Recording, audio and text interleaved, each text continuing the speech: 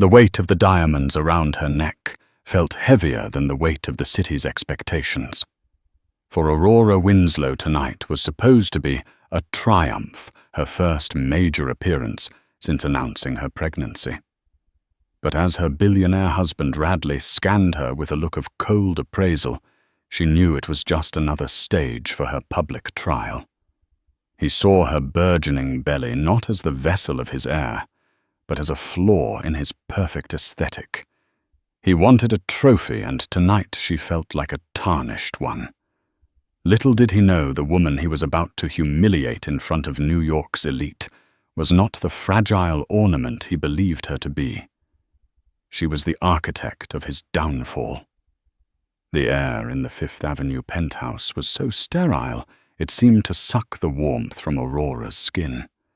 It was the kind of clean that didn't come from scrubbing, but from a lack of life, a curated emptiness where every surface gleamed, and no object was ever out of place. It was Radley's world, and she was just his most expensive and currently most disappointing acquisition. Aurora stood before the full-length gilt-edged mirror, her hands resting protectively on the gentle curve of her stomach. 5 months. 5 months of carrying their son, a tiny, fluttering life that felt like the only real thing in this mausoleum of wealth.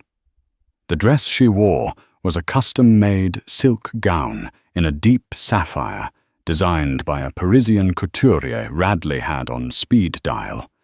It was meant to be elegant to skim and conceal, but there was no concealing the truth of her changing body. "Is that what you're wearing?" Radley's voice sliced through the silence from the doorway of the master suite's cavernous dressing room. He wasn't looking at her, but at her reflection, his brow furrowed in distaste. Radley Winslow was a man sculpted by ambition and privilege. His suit was Savile Row. His watch was a Patek Philippe, and his expression was one of perpetual low-grade disappointment in a world that rarely met his standards. "You picked it out?" "Radley." Aurora replied, her voice soft, practiced in the art of de-escalation. "I picked it out with the expectation that it would present you better," he said finally, turning his gaze to her. He gestured vaguely at her midsection. "It makes you look substantial, matronly." The word hung in the air, a poison dart. Matronly. She was 28 years old. Before Radley, she had been a promising art historian, her mind sharp and her spirit vibrant. Now she was an accessory, and a matronly one at that.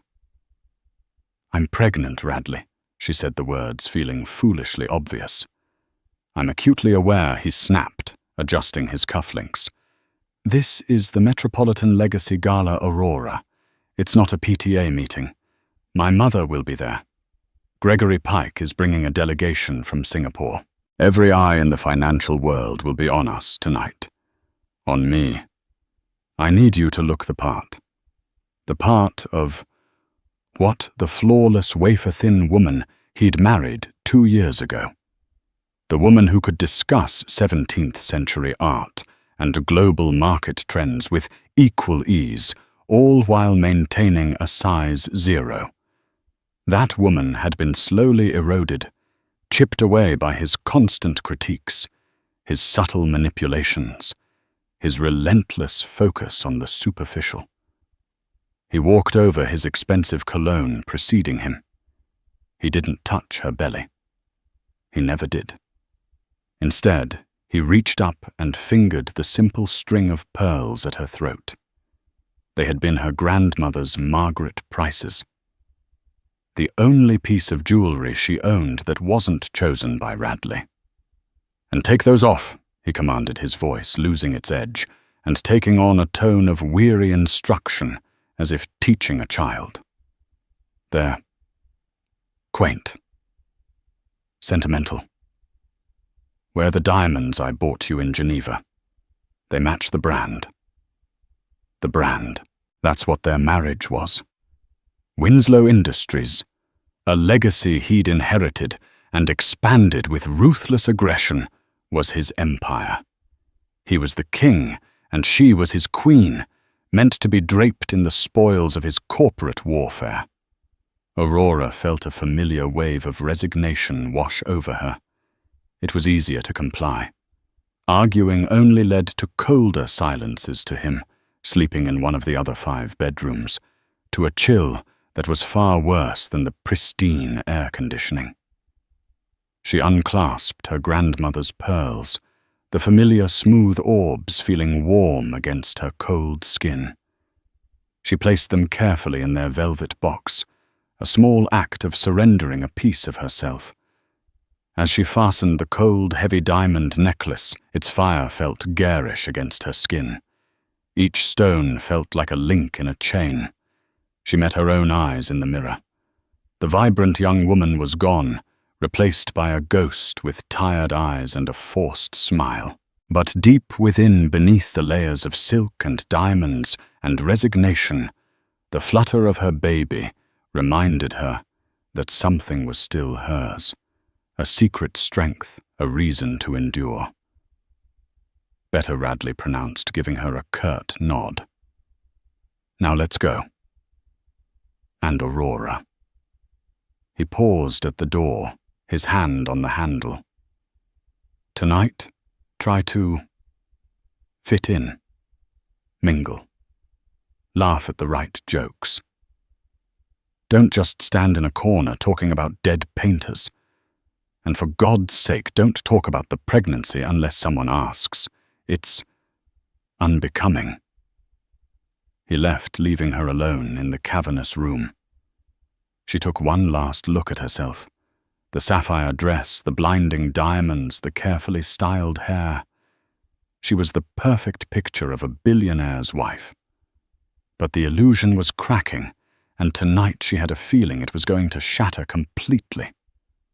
For the first time in a long time, the thought didn't fill her with terror. It filled her with a strange, terrifying hope. She placed a hand back on her belly, a silent promise to the life within. This isn't our life. Not forever. The limousine slid through the streets of Manhattan like a silent black shark parting a sea of yellow cabs and city buses. Inside, the silence was as thick and suffocating as the city's summer humidity. Radley was on his phone, his thumb flying across the screen, a scowl etched onto his handsome face. Aurora watched the glittering lights of the city blur past, feeling a knot of dread tighten in her stomach. She had spent the last hour with her best friend and lawyer, Beatrice Bayard Chen, on a video call under the guise of discussing a charity art auction. Bee's voice had been the anchor in her swirling anxiety. Remember the plan, Aurora Bear had said, her face calm and resolute on the tablet screen. Let him play his part. Let him think he's in complete control. Every word he says tonight, every condescending glance, is just more evidence. The board needs to see it. The world needs to see it. You are not the victim here. You are the strategist. The words had sounded so brave then.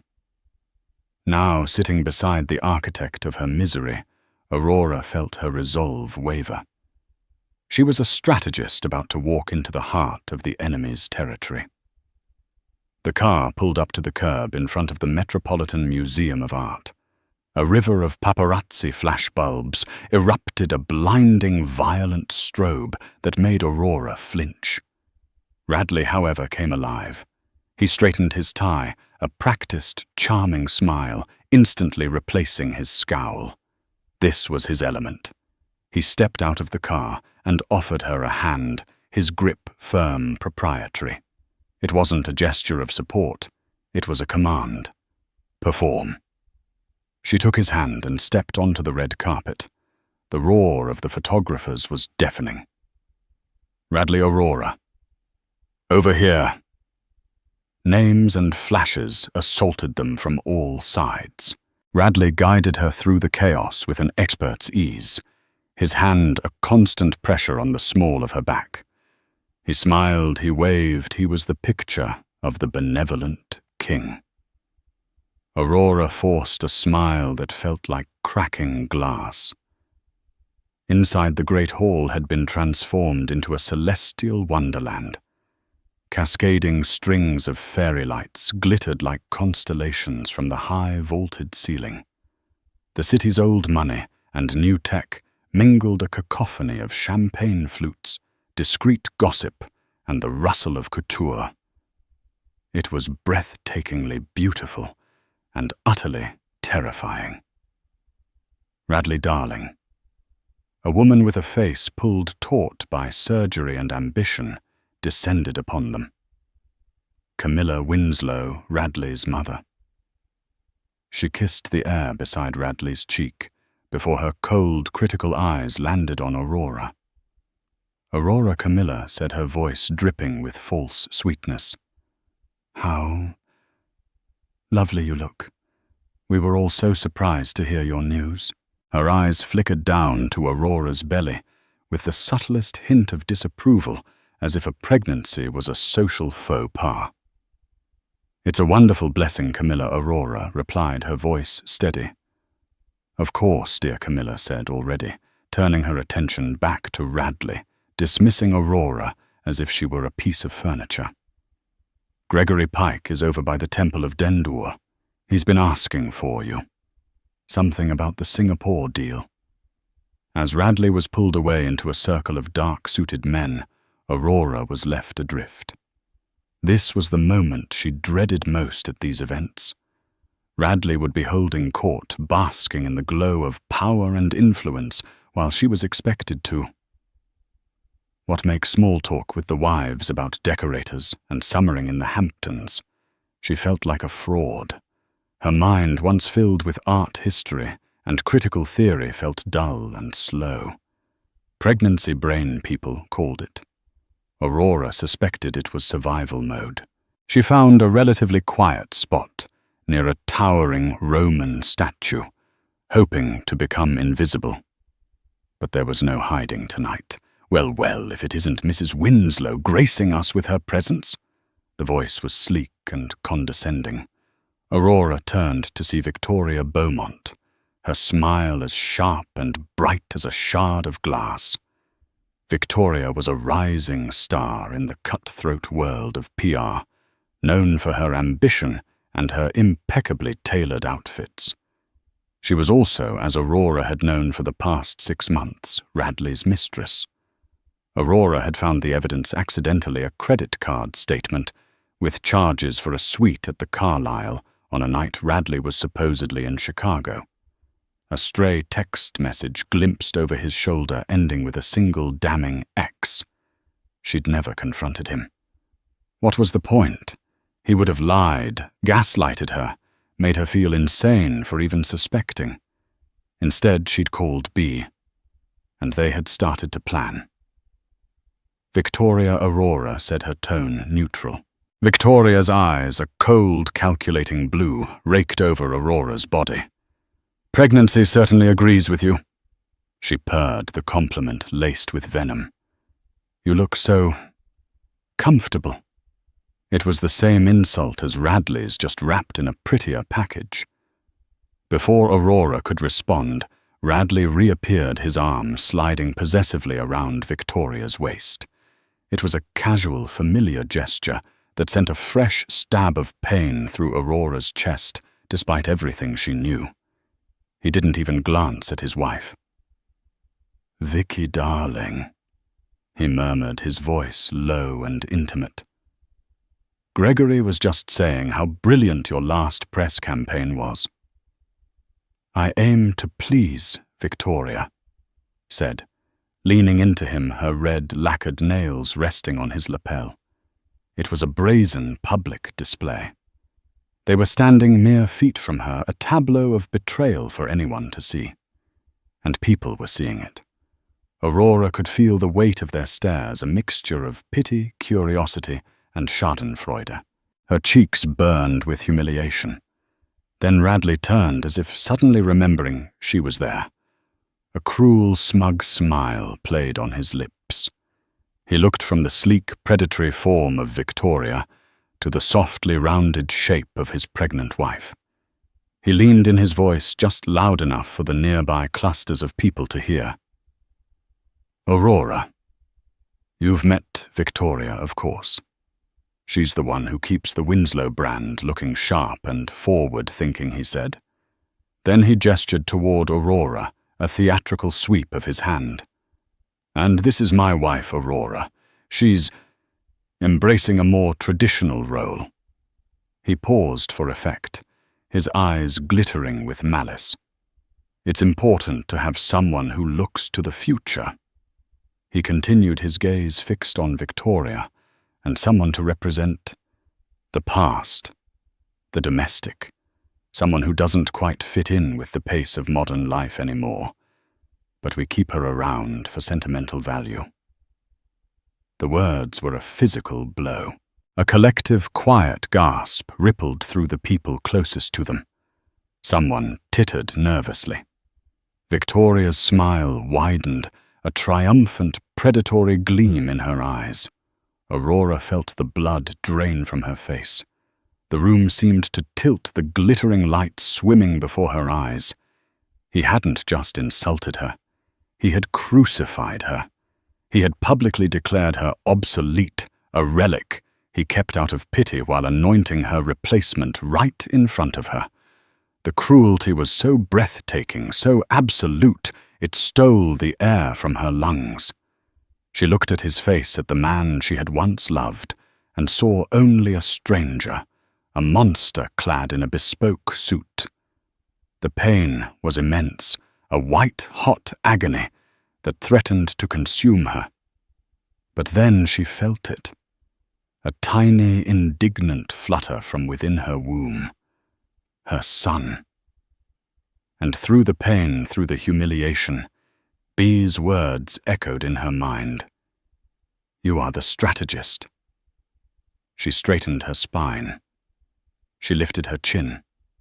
She did not cry. She met Radley's cold, triumphant gaze with an expression he had never seen on her face before. It was not anger, not sadness. It was a chilling, absolute calm. Excuse me, she said, her voice clear and steady, cutting through the awkward silence. I need some water.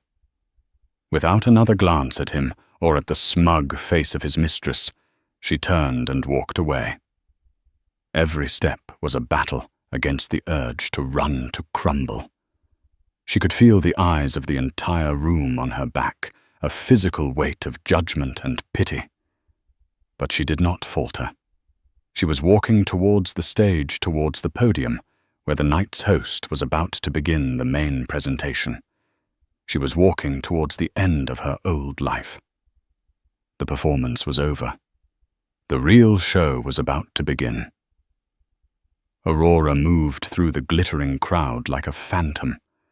The whispers followed her, trailing in her wake like the train of a funeral dress. Did you hear what he said? How dreadful. Well, she has let herself go. Each comment was a small sting, but they barely registered. The colossal public wound Radley had inflicted had cauterized all smaller pains. She didn't get water. She found her seat at the Winslow Industries table, a prime spot near the front of the stage. The chair felt cold against her legs. She sat with a ramrod straight posture, her hands clasped in her lap over her baby bump. From this vantage point, she could see Radley and Victoria still holding court, laughing together. They looked like the power couple the future. She, sitting alone, looked like the discarded past he had so cruelly described. The lights in the great hall began to dim, casting the room in an expectant hush. A single brilliant spotlight hit the stage. Out walked a woman who commanded attention without demanding it. She was Genevieve Dubois, the chairwoman of the Gala, a legendary figure in New York philanthropy, known for her sharp intellect and even sharper tongue. She was in her late 60s with a sweep of silver hair and eyes that missed nothing. Genevieve tapped the microphone, a crisp sound that silenced the remaining murmurs. Good evening, everyone, and welcome to the 15th Annual Metropolitan Legacy Gala. She began her voice a rich, cultured alto. Tonight we celebrate not just the art that enriches our lives, but the generosity that preserves it for generations to come. Aurora's heart hammered against her ribs. This was it. The moment she and Bea had spent months preparing for. It all hinged on Genevieve. Genevieve spoke of the museum's new initiatives, the outreach programs, the acquisitions made possible by their donors.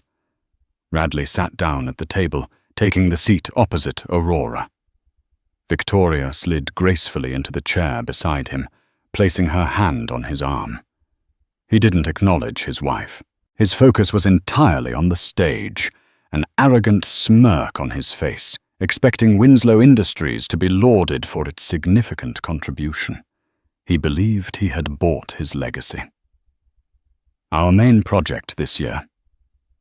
Genevieve continued the complete restoration of the Antiquities Wing, was an ambitious, almost impossible task. It required a benefactor of extraordinary vision and even more extraordinary discretion. For months, this benefactor has wished to remain anonymous. Radley preened, subtly adjusting his tie. He had made a large, tax-deductible donation. He assumed she was talking about him. He caught Aurora's eye across the table and gave her a look of pure, condescending pity, as if to say, "This is my world, a world you can no longer keep up with." Tonight, however, Genevieve said, a sly smile touching her lips, "Our benefactor has agreed to be acknowledged. This restoration, this gift to the city of New York, was made possible by a single visionary entity. A new force in global finance that has in a very short time demonstrated a commitment not just to profit, but to cultural preservation." A murmur went through the audience. This was not the usual list of corporate sponsors. This was something different. The firm responsible for this incredible act of philanthropy is Ethelred Capital, Genevieve announced. Aurora saw a flicker of confusion on Radley's face. He'd never heard of them. He prided himself on knowing every major player. Who were they? He glanced around as if searching for a rival. Ethelred Capital, Genevieve went on, her eyes scanning the room. Has also been making significant strategic moves in the market. In fact, just this afternoon, they finalized a quiet, months-long acquisition that will reshape the corporate landscape of this city. The atmosphere was electric. This was more than a charity speech. It was a bombshell. Aurora watched Radley's face. The confusion was hardening into suspicion. He leaned over to his mother, Camilla, and whispered something. Camilla just shook her head, her face pale. Ethelred. Capital. Genevieve said, her voice ringing with authority, is now the majority shareholder of one of our nation's most storied firms, Winslow Industries. The silence that followed was absolute, a deafening void where the air had been sucked out of the room. Aurora could hear the blood pounding in her own ears. Radley froze. His face went slack, the color draining from it, until his skin was the shade of ash. He looked as if he'd been struck by lightning.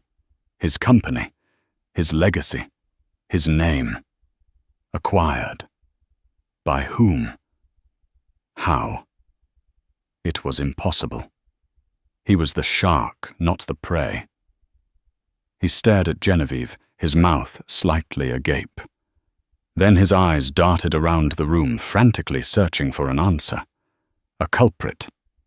Who would dare? Who had the power? His gaze fell on his rival Gregory Pike, who simply stared back, his expression one of utter shock. It wasn't him. Genevieve let the shock settle for a perfect dramatic beat. And the visionary, fiercely private owner of Ethelred Capital, the woman who now controls the future of Winslow Industries and who funded our beautiful new wing, is with us tonight, she said, her voice building to a crescendo. Every head in the room turned, trying to guess. Radley's frantic gaze landed on Victoria. Of course, it had to be a mistake. Ethelred Capital must be a shell company for him, set up by his lawyers for some arcane tax reason he hadn't been briefed on. And this host, this woman, must have gotten her wires crossed. She was supposed to name him. In his panic, his mind fabricated the only reality he could grasp. Genevieve held up a cue card. It is my distinct honor to introduce the driving force behind it all. Please stand and be recognized. Ms. Victoria Beaumont. Time seemed to warp. For a split second, the name hung in the air, a nonsensical arrangement of syllables. Victoria Beaumont. Victoria, who had been basking in the reflected glory of Radley's power, froze mid-sip of her champagne. Her eyes widened. The name registered, but the meaning did not. It was like hearing a foreign language she almost understood. Radley stared at her, his mind a maelstrom of confusion and dawning misplaced relief. Victoria. Was this some bizarre, elaborate power play she had orchestrated for him? A surprise. It made no sense, but it was the only lifeline his drowning ego could grasp. He thought, clever girl. She put it in her name for secrecy. He started to form a proud, relieved smile. The spotlight, which had been on Genevieve, swung across the room. It swept past a table of bankers, over a celebrated actress, and landed with pinpoint accuracy directly on Victoria Beaumont. The brilliant white light hit her like a physical force. One moment she was a guest, the next she was the specimen. Hundreds of pairs of eyes. The eyes of New York's most powerful and influential people were fixed on her. They were looking at her not as Radley Winslow's beautiful mistress, but as the new titan of industry, the mysterious owner of Ethelred Capital, the woman who had just swallowed his company whole. Victoria's face was a mask of utter bewilderment. Her perfectly painted smile faltered, then vanished. She looked at Radley, her eyes wide, with a silent, desperate question. What is happening? Radley just stared back, his own expression a chaotic mix of confusion and expectation.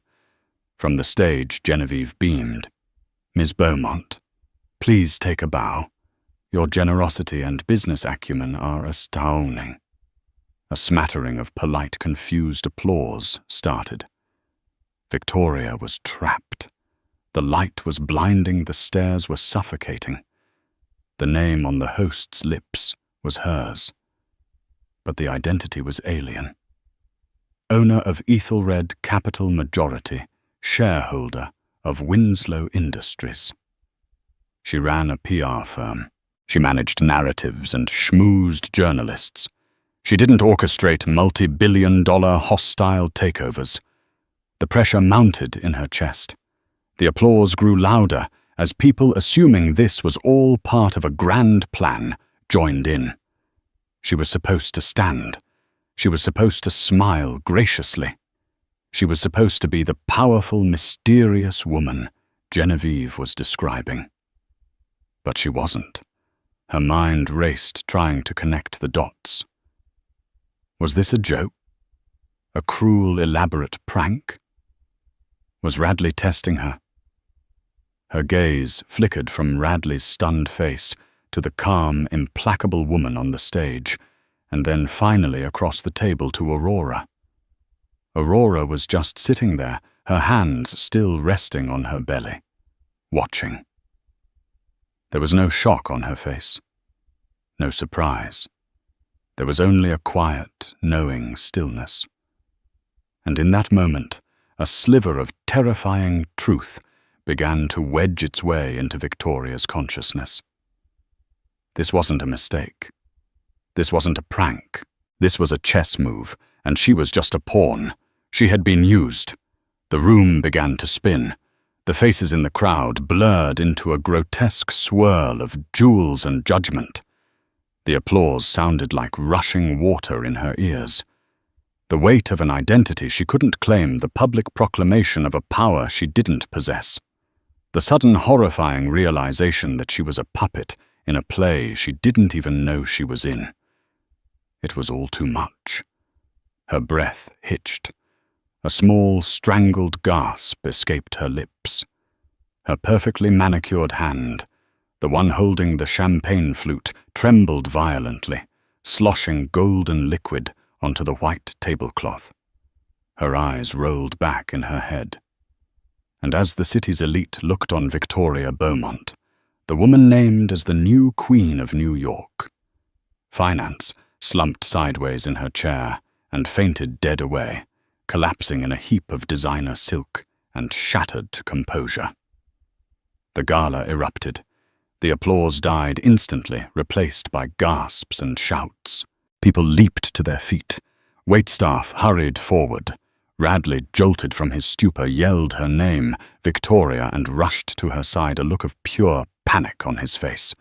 The spotlight remained fixed on the empty chair and the chaotic scene around it.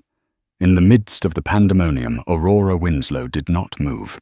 She simply watched the man who had publicly destroyed her minutes earlier, now desperately tending to the woman he had chosen over her, completely oblivious to the fact that they were both just puppets whose strings had been cut. The strategist B had called her. Aurora finally understood what it meant. It meant watching your enemies self-destruct right on schedule. The chaos around the Winslow table was a vortex of frantic energy. Radley was kneeling beside Victoria, fumbling to loosen the collar of her dress, shouting for a doctor. Camilla Winslow was fanning her own face with a program, her expression one of horrified scandal.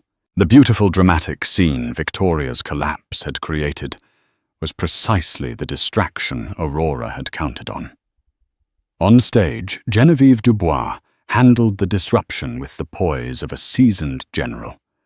It seems the excitement of the evening has been a little overwhelming for Miss Beaumont, she said calmly into the microphone, her voice cutting through the noise. Let's give her some space, please. The staff and medical personnel are here to assist. She waited a beat as Victoria began to stir, aided by Radley and a physician who had been seated nearby. The immediate crisis was passing, but the larger question still hung thick and unanswered in the air. Genevieve raised a hand for silence. The room, still buzzing slowly, quieted down, all eyes turning back to her. They had witnessed the drama, now they craved the explanation. My deepest apologies for the confusion, Genevieve said, her tone professional, but with an undercurrent of steel. It appears there may have been a misinterpretation on Miss Beaumont's part. A low murmur rippled through the crowd. Misinterpretation. Genevieve looked down at her cue card again, as if to double-check. The pressures of such a momentous announcement are of course immense. Perhaps I should have been clearer. She paused, letting the suspense build to an almost unbearable peak. Radley, helping a dazed and mortified Victoria to her feet, froze and looked toward the stage. His nightmare wasn't over. Ethelred Capital is indeed a profoundly private organization, Genevieve explained, her voice deliberate and clear. So private, in fact, that it operates through a series of legal firewalls and proxies. The name given to me, the principal of Ethelred, the true architect of this acquisition and this magnificent donation, was not meant to be a proxy. It was meant to be a person. She looked directly, unequivocally, at the Winslow table. Not at Radley. Not at the shambles where Victoria had been. Her gaze settled with profound and unmistakable intent on the silent, composed, pregnant woman who had not moved an inch. "There seems to be a mistake on my card," Genevieve announced, though her confident tone suggested there was no mistake at all. "The name isn't Beaumont. It's Winslow." "Ladies and gentlemen, the owner of Ethelred Capital and the new majority shareholder of Winslow Industries is Mrs. Aurora Winslow." If the previous announcement had caused a shockwave, this one was a seismic event. 1,000 minds in the room struggled to process the information. Aurora Winslow. The quiet wife. The matronly, sentimental accessory. Radley had just mocked and dismissed the woman who didn't fit in. The spotlight operator, recovering from the previous chaos, swung the beam away from the disgraced Victoria and landed it squarely on Aurora. And the world saw not the timid, humiliated woman from 20 minutes ago. They saw a queen. Aurora blinked slowly, adjusting to the brilliant light. Her expression was serene, her posture regal.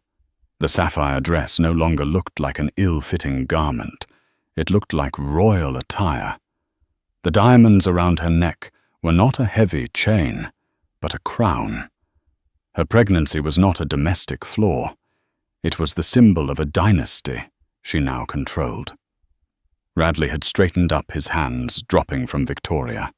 He turned his head slowly, mechanically, to look at his wife.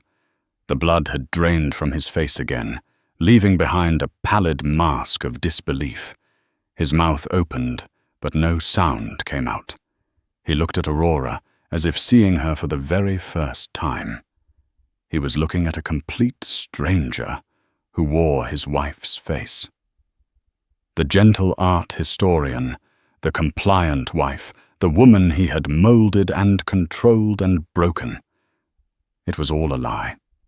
A magnificent, devastating lie. Aurora met his gaze across the table. In her eyes, there was no gloating, no triumph, no desire for revenge. There was only a come quiet finality. It was the look of a game master whose checkmate had just been played.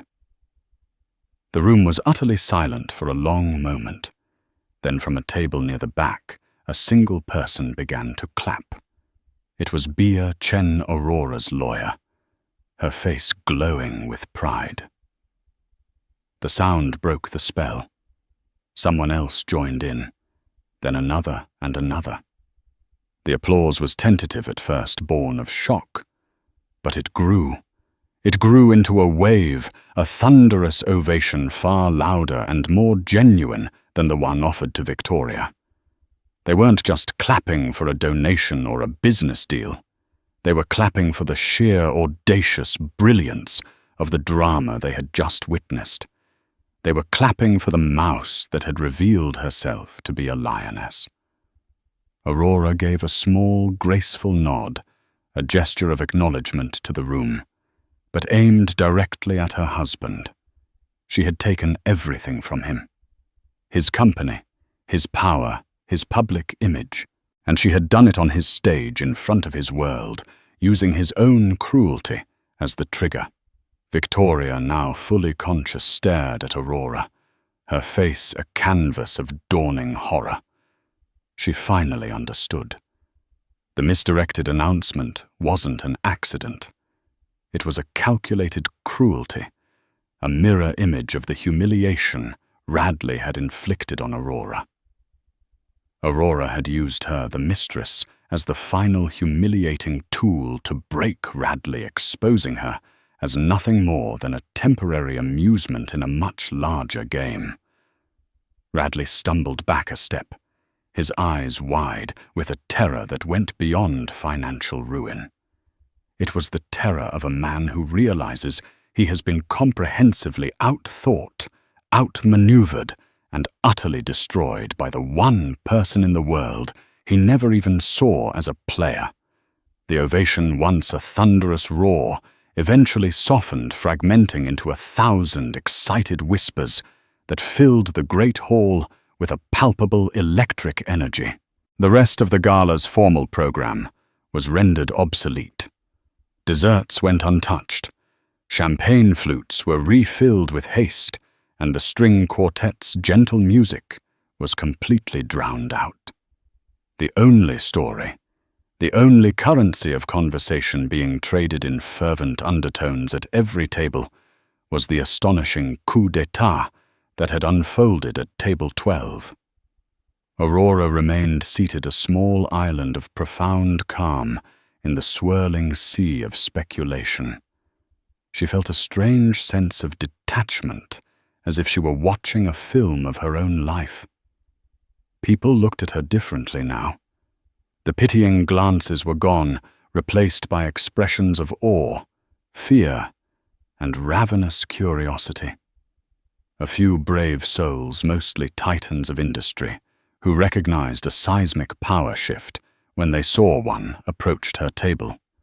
They offered clipped, respectful congratulations, their eyes searching hers for a hint of her next move. She accepted their words with a polite, enigmatic nod, saying little. Her performance wasn't for them. She was waiting for the final act, the one-on-one confrontation that was both inevitable and necessary. She didn't have to wait long. Across the room, she saw Radley.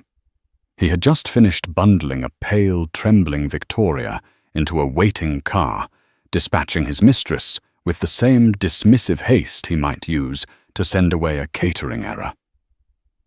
Now he turned back towards the museum entrance, his face a thunderous mask of pure, unrestrained fury. His Savile Row suit looked rumpled. His tie was slightly askew, and his usually perfect hair was disheveled from where he had repeatedly run his hands through it in frantic disbelief. He looked like a man who had been caught in a hurricane. He strode back into the hall, ignoring the way the crowds parted for him, the whispers intensifying in his wake. His mother, Camilla, intercepted him, her face a mask of panic and social ruin.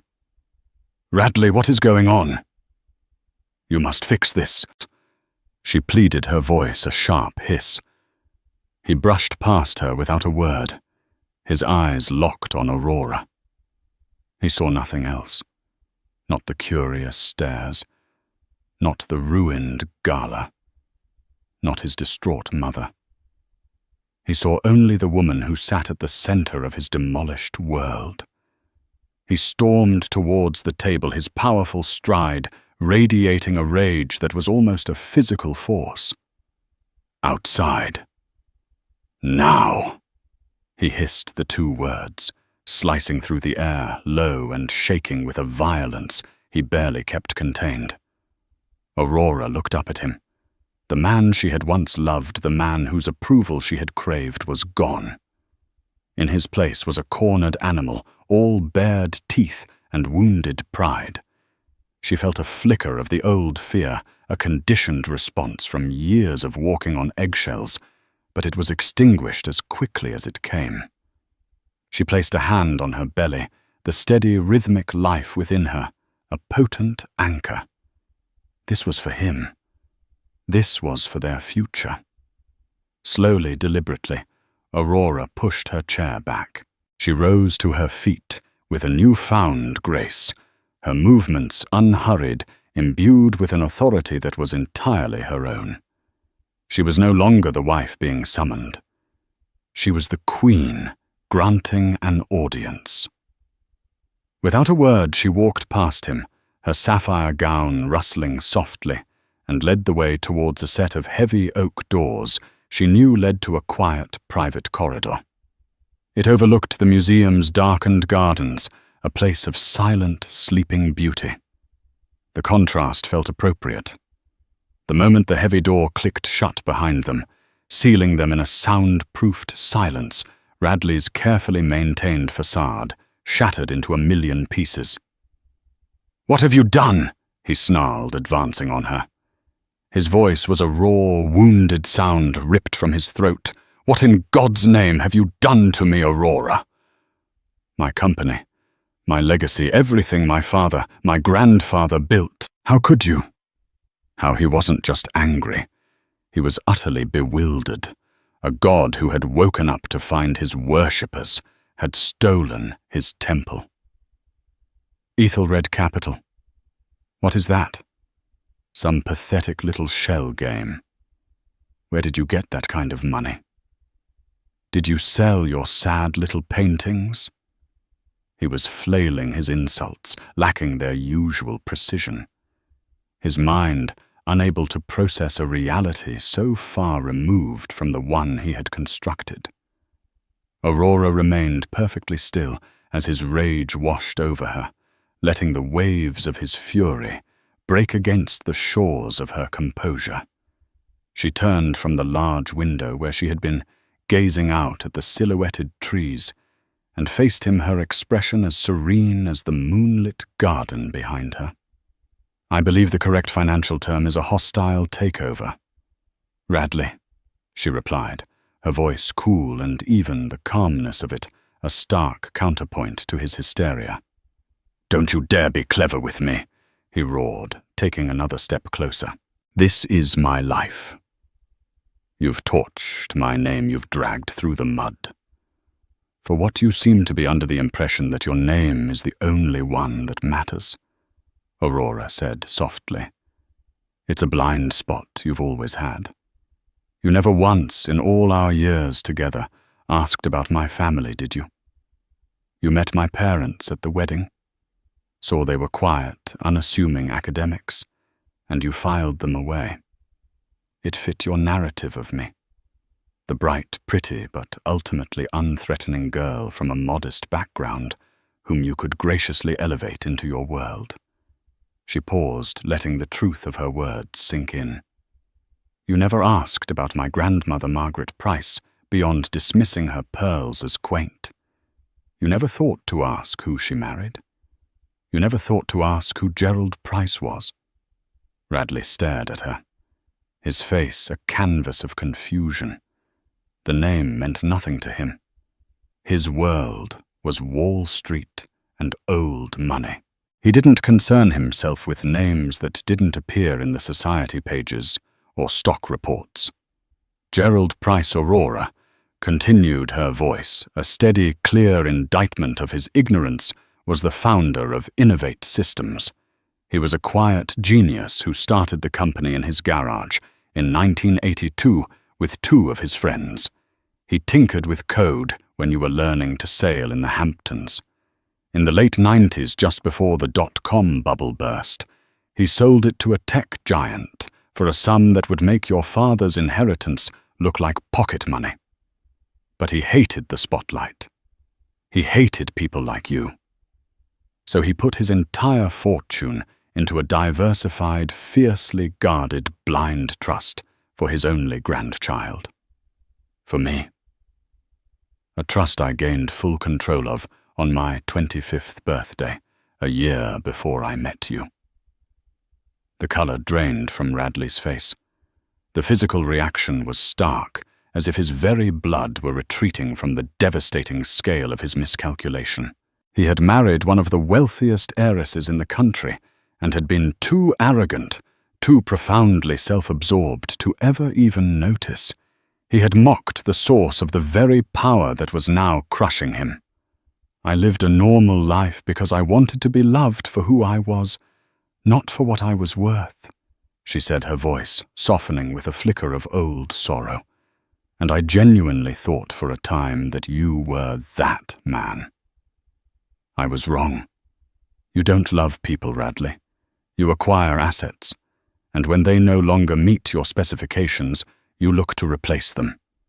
So this is what he choked out, the rage in his voice, finally giving way to a raw, desperate disbelief. This is revenge. Because I was with Victoria. You're destroying my life, our life over a cheap affair. Aurora let out a short, sharp laugh, a sound completely devoid of humor. An affair.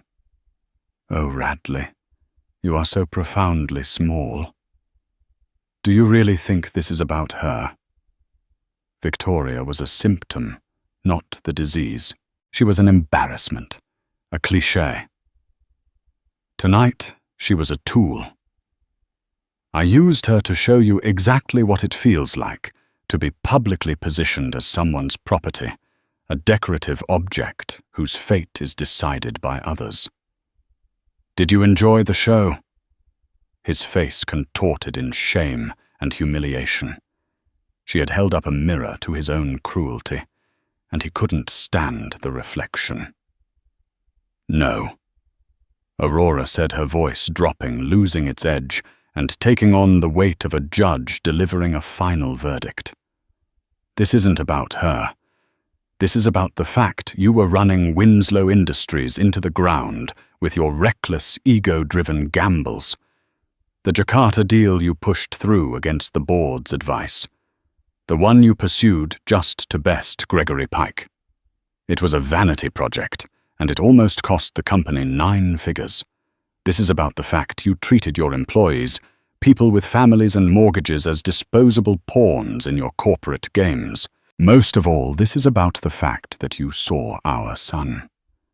She placed a firm, protective hand on her belly, not as a child to be loved and nurtured, but as the next CEO. An heir to a brand. Your brand. A toxic, hollow brand that I will not have him associated with. She took another step, closing the final distance between them. He involuntarily flinched, the last of his bravado gone. I didn't destroy your life, Radley. I saved my child's. I secured his legacy. A real one. Not a legacy of flashy watches and public humiliations, but one of integrity, quiet strength, and ethical responsibility. The company is in new hands now. A board that I have selected. A board led by Beatrice Chen. Their mandate is stability and long-term ethical growth, not quarterly headlines. You can't... Aurora, please, he whispered, his rage fully collapsing into a pathetic, desperate plea. He reached for her hand, his touch tentative, foreign. We're married. We can work this out. I was wrong. I was stressed. I'll end it with Victoria for good. We can be a family. You, me, and the baby. We can start over. It was the final, predictable move of a defeated man begging for a grace he had never once extended. Aurora looked down at his hand on her arm, then back to his face, her eyes filled with a deep, weary pity. A family. The time for that is over, Radley. It was over a long time ago. I just hadn't signed the papers yet. My lawyer will be sending your lawyer the divorce petition in the morning. The terms will be non-negotiable. She pulled her arm away. The penthouse, the house in the Hamptons, the jet, they are all assets of Winslow Industries, a company I own. As of an hour ago, while you were on the red carpet, your key cards and access codes were deactivated. You will be given a severance package. A generous one, I'm told. But you will have no role in the company. Your position as CEO has been terminated effective immediately. She turned to leave the finality of her words hanging in the silent air. What about our son? He asked, his voice cracking the last shred of his identity, clinging to that one biological fact. Aurora paused at the door, her back to him, a silhouette of undeniable power. You will be his father, she said, her voice softer now, but no less firm. You will have supervised visitation rights. But he will not carry your name. He will be a price. He will be raised knowing that a person's worth isn't measured by who they impress at a gala, but by the strength of their character and the kindness in their heart. A lesson you were never, ever equipped to teach. Without looking back, she opened the heavy oak door and walked out. She left him standing alone in the dark, silent corridor, a king deposed in his own palace, stripped of his crown, his company, and his name by the quiet, sentimental woman who never quite fit in. As she stepped back into the main hall, the buzz of the crowd washed over her. But this time she didn't shrink from it. She felt the weight of 1,000 stares, but they no longer felt like a judgment. They felt like an acknowledgement. She took a deep breath, her lungs filling with the air of her new reality. It was the first true, unburdened breath she had taken in years. The weight of the diamonds of his expectations of her gilded cage, it was all gone. She was free, and her future and the future of her son was finally hers to write. In the end, the grand theatre of Radley Winslow's life wasn't brought down by a corporate rival or a market crash, but by the quiet queen he had banished to the shadows. Aurora's story serves as a breathtaking lesson in the profound difference between perceived power and actual strength. Radley, a man obsessed with image brands and monetary value, made the fatal error of his life. He could not recognize true worth when it was sleeping beside him every night. He saw his wife's burgeoning pregnancy as a flaw in his aesthetic and dismissed her family pearls as quaint, never realizing those very pearls were a symbol of a legacy that dwarfed his own. His arrogance was a blindness preventing him from seeing the brilliant strategist who was patiently watching his every move. Aurora's victory wasn't a simple act of revenge born from a moment of anger. It was a masterclass in patience, a fortress of a plan built brick by brick with every condescending word and public humiliation she endured.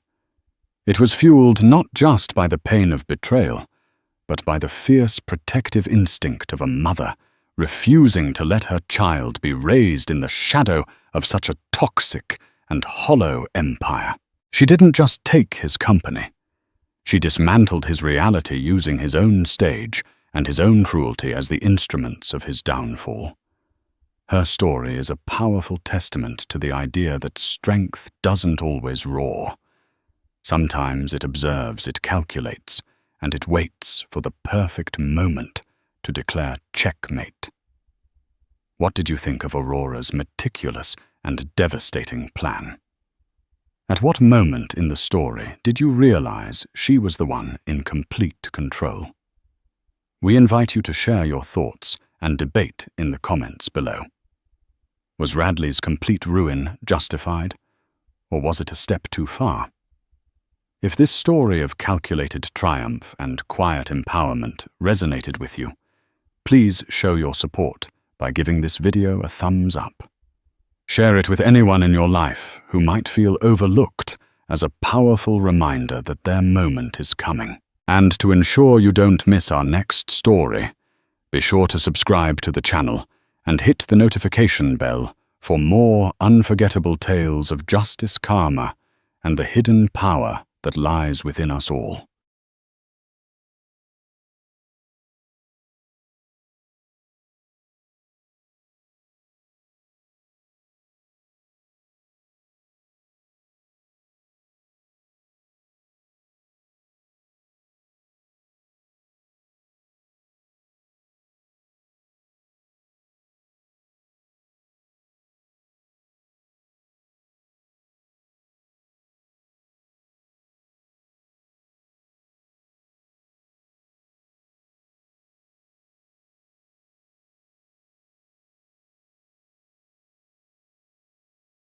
What happens when the man you've loved for 10 years, the man you're carrying a child for, gives your dream home away?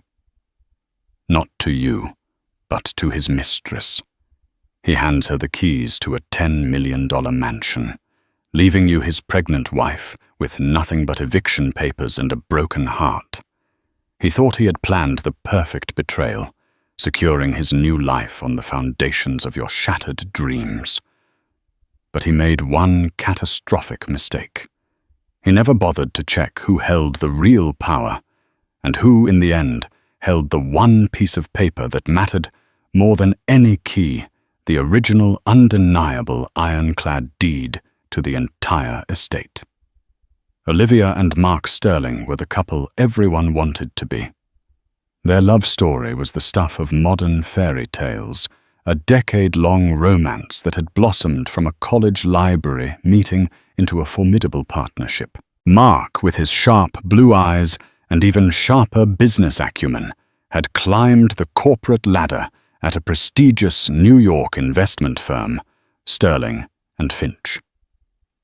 Olivia, a brilliant architect with a quiet strength and an eye for beauty, had put her own promising career on hold to support his meteoric rise, managing their lives and creating a sanctuary of a home for him to return to. Their life was a curated collection of beautiful moments: weekends in the Hamptons, skiing trips to Aspen charity galas, where they moved as one, a portrait of effortless grace and success. To the outside world, they were golden. After 10 years of marriage, they were finally embarking on their most anticipated project, a family. Olivia was 5 months pregnant with their first child, a boy, and the news had seemed to catapult their happiness into a new stratosphere. To celebrate, Mark had made the grandest of gestures. He purchased a breathtaking Georgian-style mansion in Westchester County, a sprawling estate with limestone facades, manicured gardens, and a history as rich as its new owners.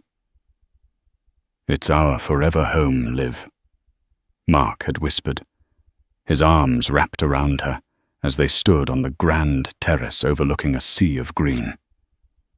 "A place for our son to grow up, to run on the lawns, to build a legacy." Olivia had cried, her heart swelling with a love so profound it felt tangible. The house named the Oakhaven was more than brick and mortar. It was the physical manifestation of all their shared dreams. She spent weeks with blueprints and designers, pouring her soul into every detail. She envisioned the nursery with its hand-painted mural of whimsical animals, the library where their son would learn to read, the grand dining room filled with laughter during future holiday feasts. Yet in the midst of this idyllic planning, a subtle chill began to creep into their perfect world. It started small, almost unnoticeable. Mark began working later, his arrivals home pushed from dusk to deep night. The unavoidable client dinners became more frequent. When he was home, he was distant. His phone, a permanent extension of his hand, its screen angled away from her. The easy laughter that once filled their apartment was replaced by a tense silence, punctuated only by the tap-tap-tapping of his fingers on a screen. "Everything okay at work, honey?" Olivia asked one evening, rubbing her swollen belly as Mark stared blankly at a financial news channel. He flinched as if startled from a deep trance. "What? Oh yeah, fine. Just a big merger. The Viridian project, it's consuming." She tried to connect, to bridge the growing chasm between them. "Tell me about it. I want to understand." "It's complicated, Liv. You don't need to worry your pretty head about it." He said the words meant to be reassuring, but landing with a dismissive thud. He stood up and kissed the top of her head, a gesture that felt more like a habit than an act of affection. "You just focus on nesting. Focus on our boy. I've got everything else handled." Olivia tried to believe him. She blamed her unease on pregnancy hormones, on the anxieties of impending motherhood. Mark was a good man. He was her man. He was building this incredible future for them. The Oakhaven was proof of his love and commitment. It stood on a hill just outside the city, a grand white promise of their future. She clung to that image, using it as a shield against the creeping tendrils of doubt. She told herself that once they moved in, once the baby arrived, the warmth would return, And this strange, cold chapter would be nothing but a forgotten memory.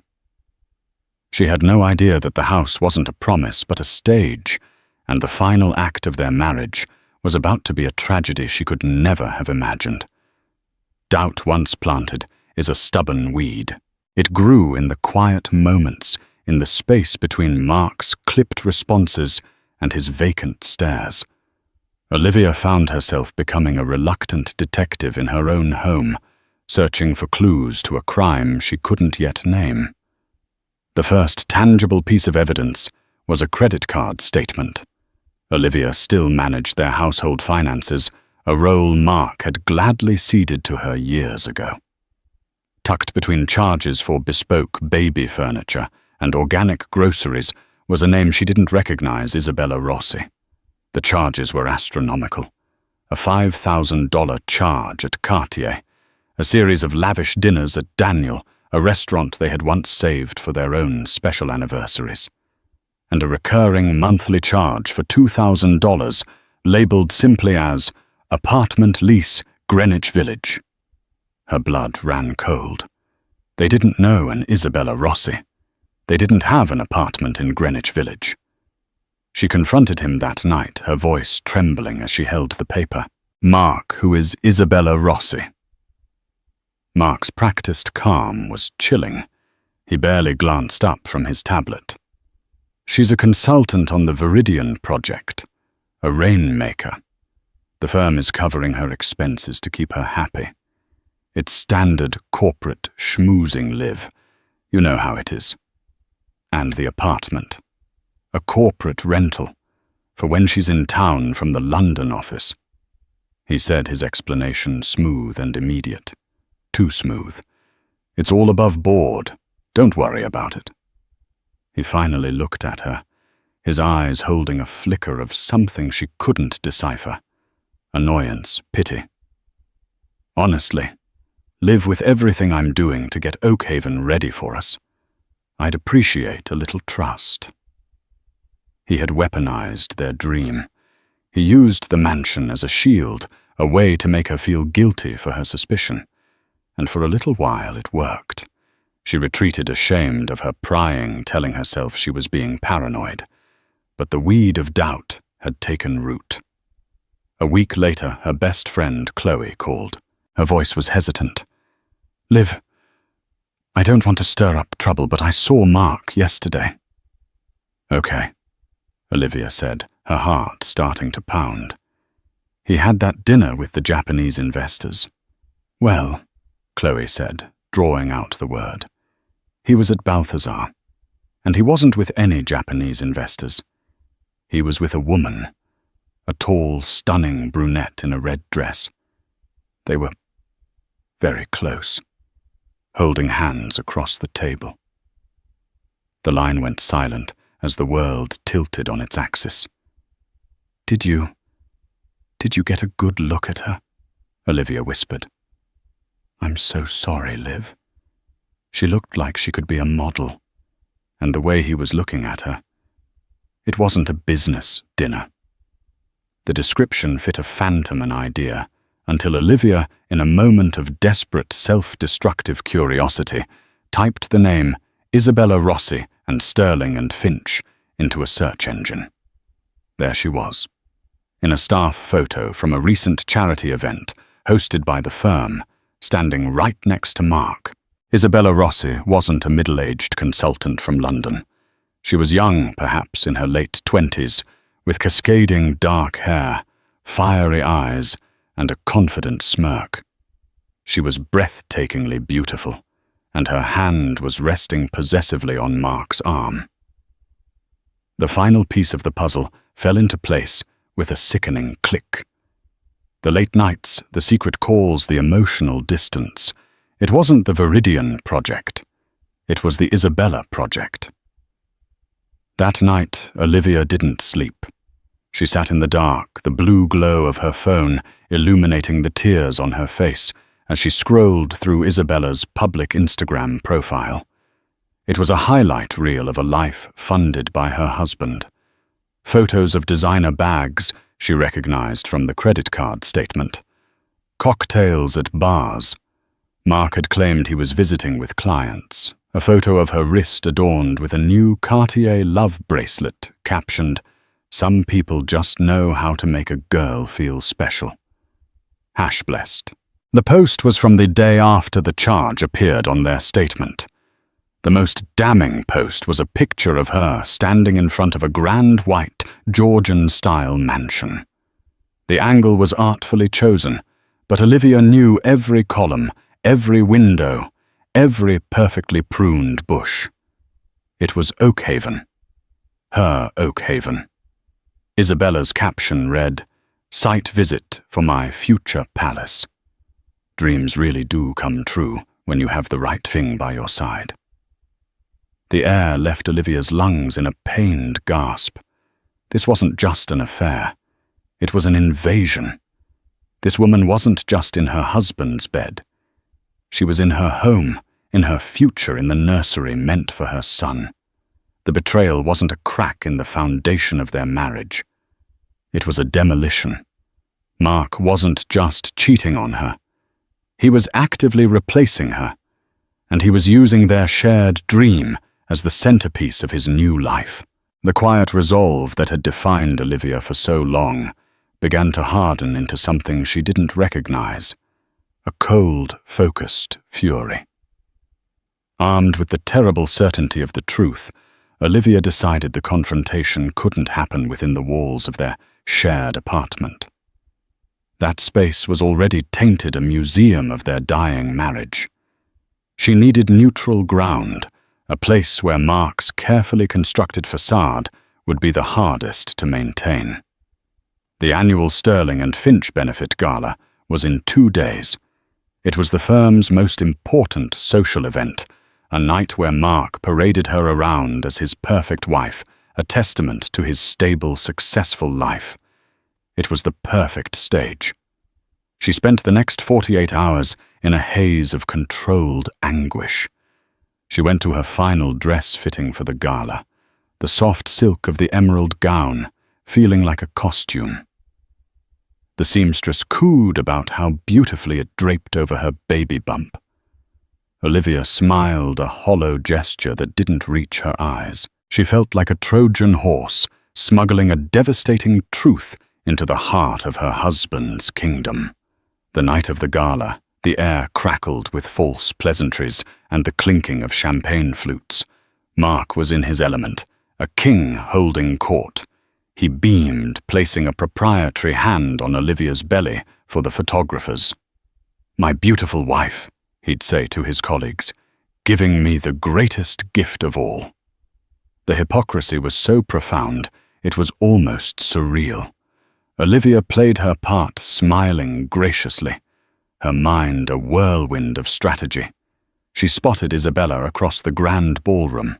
She was a vision in crimson, laughing with a group of junior analysts, occasionally stealing glances at Mark. She radiated a smug triumph, the confidence of a woman who believes she has already won.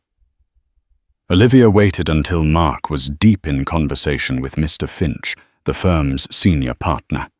She excused herself, her heart a drum against her ribs, and made a direct line for Isabella. "Isabella Rossi."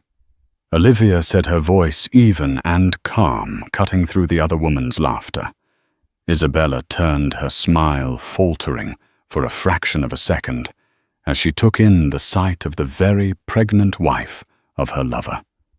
She recovered quickly, her expression shifting to one of polite confusion.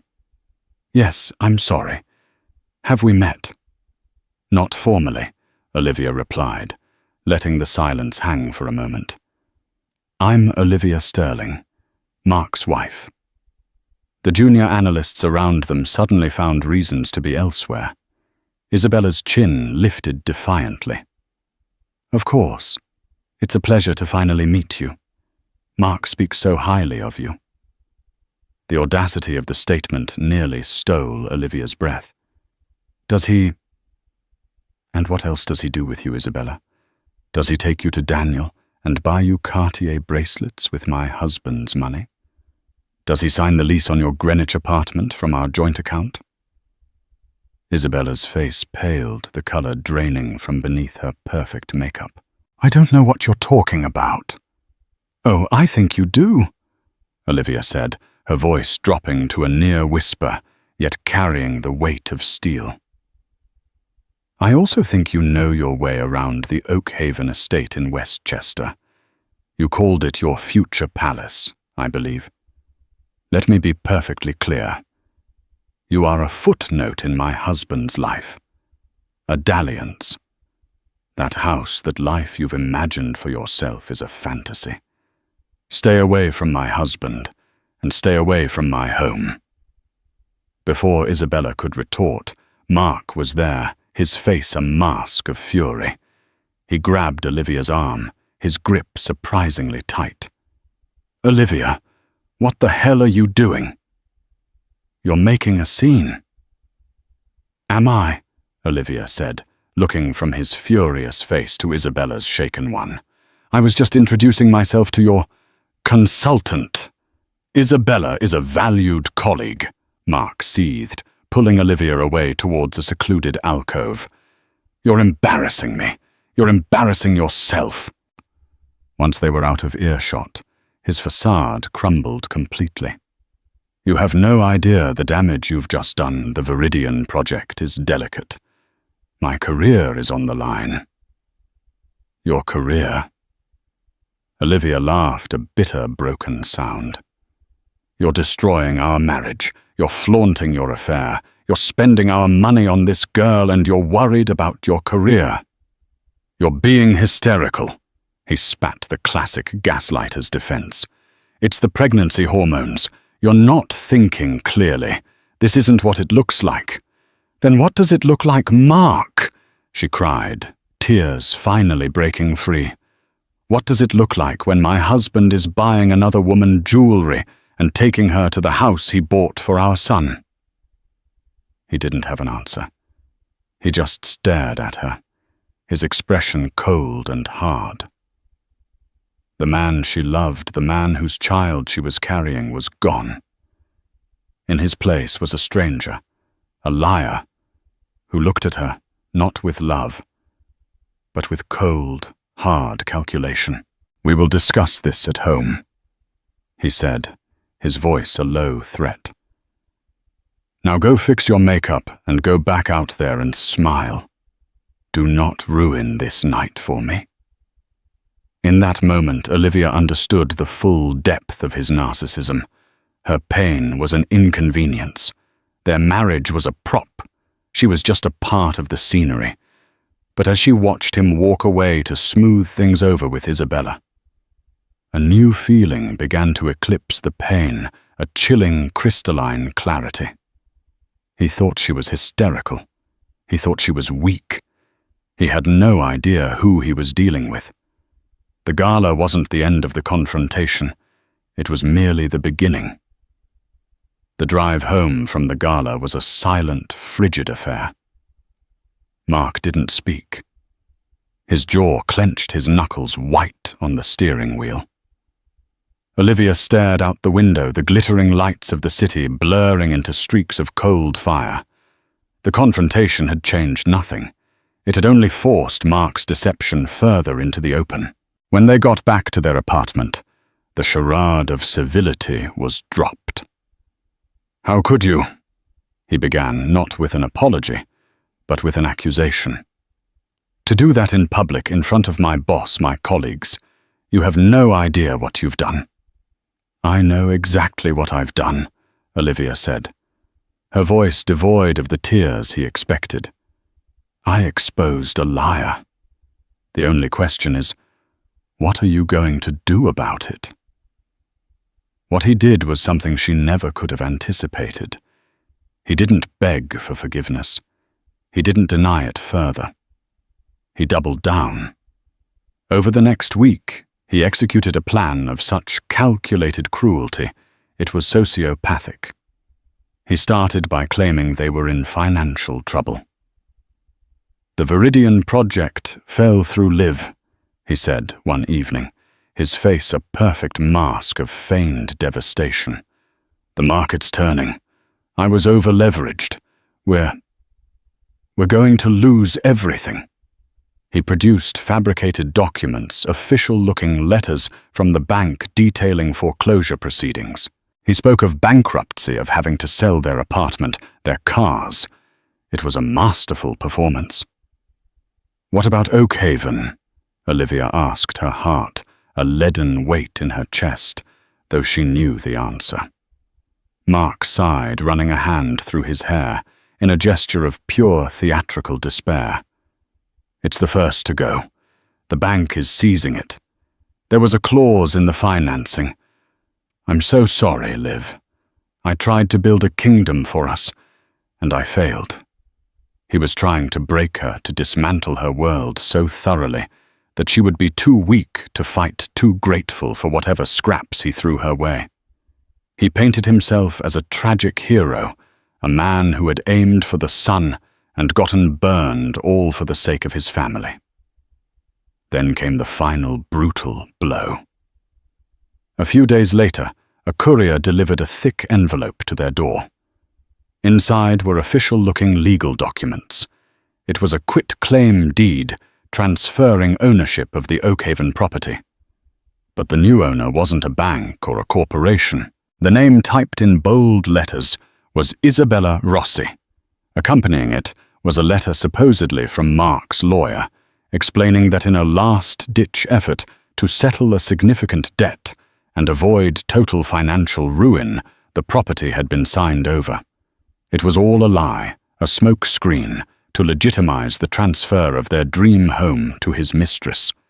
He presented it to Olivia as a tragedy. She was a major investor in the project. He lied, his eyes oozing false sincerity. Her father is a powerful man. It was either give her the house or face criminal charges for fraud. I did it to protect us, Liv. To protect you and the baby. He was gifting a $10 million mansion to his mistress and telling his pregnant wife it was a noble sacrifice. While Olivia was reeling from the sheer audacity of his lies, Isabella was celebrating. Her Instagram became a shrine to her victory. She posted a photo of herself, champagne flute in hand, standing on the grand staircase of Oakhaven. The caption read, "Home sweet home. Time to redecorate and clear out the old energy. #new beginnings #. Queen of the castle. She posted stories of designers walking through the rooms discussing tearing down walls and replacing fixtures that Olivia had painstakingly chosen. She was erasing Olivia painting over her existence with gaudy new money taste. Mark moved out a week later under the guise of giving her space. But Olivia knew he was moving in with Isabella at Oakhaven. He left his pregnant wife in a rented apartment he claimed they could barely afford, while he and his mistress played house in the mansion he had stolen. He thought he had won. He thought Olivia was broken, isolated, and powerless. He saw her as a casualty of his ambition, a sentimental relic of a life he was eager to shed. He had taken her home, her future, and her dignity. He believed he had left her with absolutely nothing. But Mark, in his all-consuming arrogance, had forgotten one crucial detail. He had forgotten about Olivia's father, Richard Davenport, a retired corporate lawyer with a mind like a steel trap, and a deep-seated distrust for his son-in-law. And he had forgotten about the one true document that Richard had insisted upon signing from the very beginning. For 3 days, Olivia did nothing. She existed in a grey fog of shock and grief, the cruelty of Mark's betrayal, a physical weight pressing down on her. The world he had built for her was a lie, and the future she had envisioned had been stolen and handed to another woman. She ate only when her baby's kicks reminded her she was responsible for another life. It was that flutter, that tiny, insistent pulse of life within her, that finally pierced through the despair. This wasn't just about her anymore. This was about her son. She would not let him be born into a world where his father's treachery had won. On the 4th day, she picked up the phone and called the one person she knew would see through Mark's web of lies, her father. Richard Davenport arrived at her small rented apartment within the hour. A tall, formidable man with kind eyes and a will of iron, he had been a titan in the world of mergers and acquisitions for 40 years. He had retired, but his legal mind was as sharp as ever.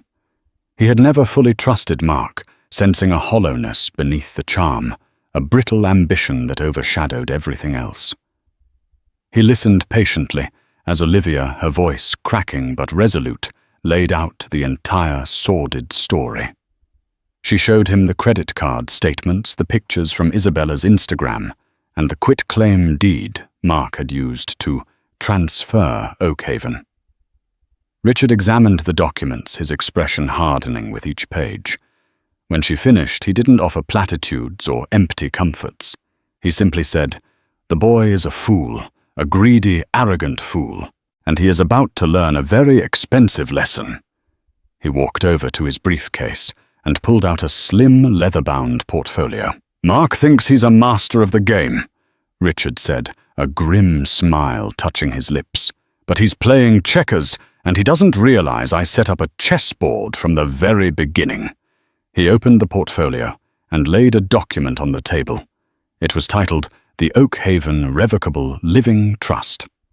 "When Mark told me he was buying Oakhaven," Richard explained, "I told him I wanted to contribute a significant amount as a gift to you and my future grandchild, $1 million. It was a wedding gift I'd been saving." Olivia looked at him confused. "He never told me that." "Of course he didn't," Richard scoffed. "Because I attached a condition. I told him my contribution was contingent on the property being placed into a specific type of trust. He was so eager to get the money and close the deal, he signed whatever I put in front of him, without, I suspect, letting his own lawyers read the fine print." He slid the document across the table. Olivia read the key clauses, her eyes widening. Her father had structured the trust with masterful precision. Olivia Davenport Sterling was named as the sole beneficiary. More importantly, she was also named the sole trustee. Mark was listed only as a co-grantor, with no power to make any decisions regarding the sale or transfer of the property, without the express notarized consent of the trustee. As the trustee, Richard explained, his voice low and steady, "You and only you hold the ultimate power over that property. You are the legal authority. Mark signing a quitclaim deed to his mistress is like a renter trying to sell the Eiffel Tower. It's a worthless piece of paper. It's a fraudulent conveyance. He committed a crime, Olivia." A slow burning fire ignited in Olivia's chest, incinerating the last remnants of her grief. It was hope, fierce and bright. "So, the house is still mine." "My dear girl," her father said, his hand covering hers. "The house was never not yours. Mark was just a temporary resident with delusions of grandeur. The original notarized and filed deed is in this portfolio, safe and sound. It lists the Oakhaven Trust as the owner, and you as the one in charge of it all." The pieces of a new plan began to click into place in Olivia's mind. Mark and Isabella were living in her house, redecorating her rooms, celebrating their victory on her property. Isabella had planned a lavish housewarming party for the upcoming weekend. The invitations had been ostentatiously shared on social media, a final twist of the knife meant for Olivia to see. It was intended to be the grand coronation of the new Queen of Oakhaven. "They're throwing a party," Olivia said, a dangerous glint in her eye. "A housewarming party. All of Mark's colleagues and clients will be there. Everyone who has seen me as the pitiable, discarded wife." Richard saw the shift in her, the transformation from victim to warrior. The lioness was awake. "What do you have in mind?" he asked. "Mark wanted a scene at the gala. "I think I can do better," Olivia said, a real smile finally returning to her face. "I think it's time I formally welcomed everyone to my home." The Oakhaven estate glittered under the August moon, a jewel of limestone and light against the dark Westchester hills. The party was an exercise in calculated opulence, a declaration of arrival. A string quartet played Vivaldi on the terrace, mingling with the sophisticated hum of conversation and the clinking of crystal champagne flutes. Inside the grand hall was a sea of bespoke suits and designer dresses, a veritable ecosystem of New York's financial elite. At the center of this universe stood Mark Sterling and Isabella Rossi. Mark was in his element, radiating the smug satisfaction of a man who believed he had successfully executed the coup of a lifetime. He moved through the crowd with an easy charm, one hand holding a glass of vintage scotch, the other perpetually touching Isabella's back, marking his territory. He accepted congratulations with a practiced humility that barely veiled his immense pride. "A bold investment," he'd say, with a dismissive wave of his hand. "The market was right, and we were fortunate to get in. A true legacy property." Isabella was a vision of triumph. She wore a molten gold backless gown that clung to her like a second skin.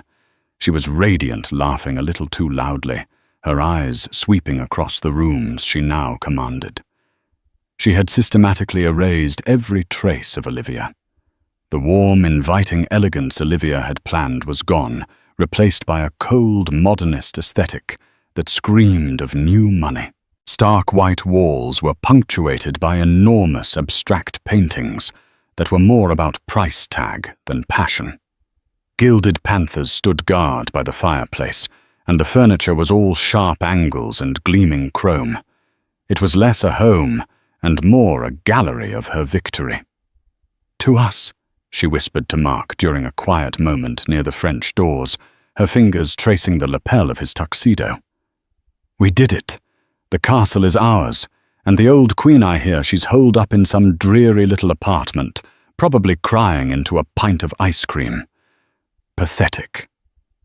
Mark smirked, pulling her closer for a kiss that was performative and proprietary. She got what she deserved. She couldn't keep up. This is our world now. It was at that exact moment, at the precise zenith of their arrogance, that the world they had built began to fracture. The great oak doors at the front of the hall, which had been closed to signal the party, was in full swing, swung open with a quiet, deliberate weight. A sudden hush fell over the room, starting near the entrance and spreading like a ripple through the crowd. The music from the quartet seemed to falter. All heads turned. Framed in the grand doorway, silhouetted for a moment against the dark night, stood Olivia Sterling. She was not the hysterical, broken woman of their gossip. She was a figure of breathtaking composure. She wore a simple, impeccably tailored navy blue silk gown that fell gracefully over her 5-month pregnancy, a silhouette of quiet strength and impending motherhood. Her hair was swept back, her makeup understated, and her eyes, clear and steady, held no trace of tears, only a chilling, crystalline resolve. Beside her stood her father, Richard Davenport, his posture radiating an authority that no amount of money could buy. He was not just a guest, he was a presence. They stepped inside, and the doors swung shut behind them with a soft, definitive click, sealing everyone inside with the impending confrontation. Mark's face went through a rapid series of micro-expressions, utter disbelief, then a flash of pure panic, followed by a hardening mask of rage. Isabella froze, her champagne flute held halfway to her lips, her perfect smile cracking like cheap plaster. "Olivia," Mark hissed quickly, crossing the marble floor to intercept her before she could move further into the room. His voice was a low, urgent whisper meant to intimidate. What in God's name are you doing here? This is a private event. You need to leave. Now. Olivia met his furious gaze without flinching.